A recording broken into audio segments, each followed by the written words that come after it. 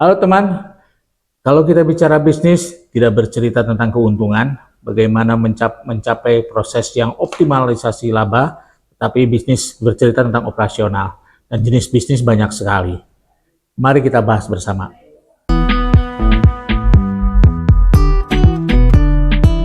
Secara umum pengertian bisnis adalah suatu organisasi atau personal yang menjual barang atau jasa kepada konsumen untuk mendapatkan laba. Menurut Skinner, bisnis adalah pertukaran barang, jasa, atau uang yang saling menguntungkan dan memberi manfaat.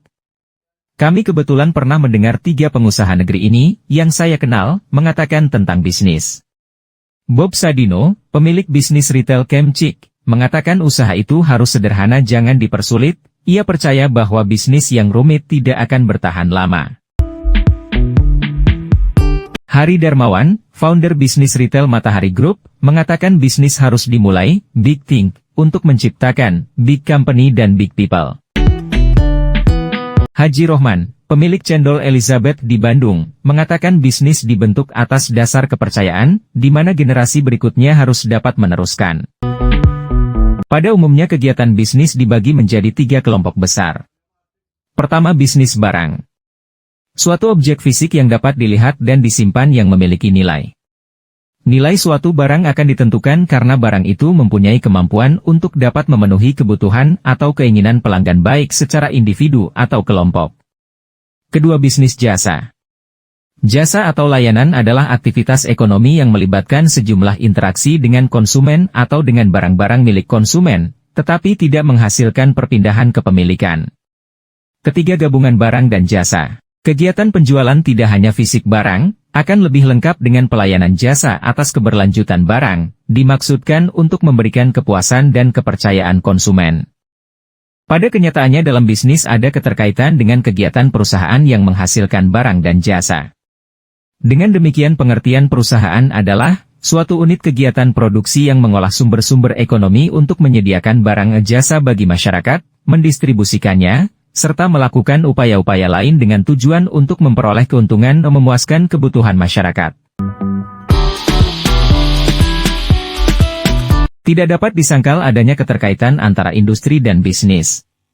Industri adalah perkumpulan perusahaan yang memproduksi barang yang sama untuk pasar yang sama, sedangkan perusahaan adalah mengolah material atau proses produksi yang sama dengan yang lainnya. Bisnis adalah kegiatan yang membantu usaha-usaha pemenuhan kebutuhan masyarakat oleh perusahaan atau usaha yang melayani kebutuhan masyarakat baik yang bermotif keuntungan atau tidak. Jadi hal ini terjadinya saling ketergantungan berkaitan dengan kegiatan tersebut. Pelaku bisnis akan mulai usaha jika ada kesempatan, dengan pengertian sebagai berikut. Kesempatan bisnis adalah kesempatan dalam berbisnis yang dapat dieksploitasi secara baik dan menguntungkan, yang mana kesempatan bisnis timbul dari adanya kebutuhan baru atau perubahan akan kebutuhan masyarakat. Oleh karena para bisnismen harus jeli dalam melihat kebutuhan masyarakat.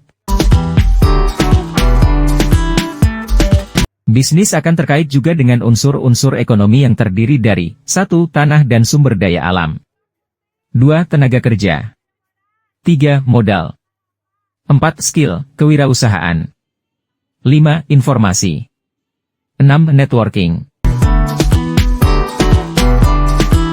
Hakikat bisnis merupakan, seorang pebisnis harus melihat kebutuhan masyarakat lingkungannya dengan proses identifikasi potensi bisnis, bahkan antisipasi atas pertumbuhan potensi pasar di masa depan. Intinya, pebisnis harus melakukan manajemen terhadap faktor produksi yang tersedia dengan memperhitungkan korban atau biaya yang ditanggungnya dalam kegiatan produksi dan menyajikan kepada konsumen atau masyarakat. Mengapa kita harus selalu berbisnis? 1. Karir di masa depan. 2. Membuka bisnis sendiri, berwirausaha. 3. Pengendalian masalah sosial. 4. Bisnis membuka sebuah lapangan kerja baru untuk masyarakat sekitar. Kita akan jadi lebih berwibawa dalam mengemban tugas hidup di dunia. 5. Membuat dunia menjadi tempat yang lebih baik bagi semua orang, menciptakan kekayaan dan kesejahteraan, kemakmuran dan pilihan pekerjaan. 6. Lebih banyak dikenal orang. 7. Mendapatkan wawasan yang luas. 8. Bisa belajar dengan orang-orang yang telah sukses sebelum kita.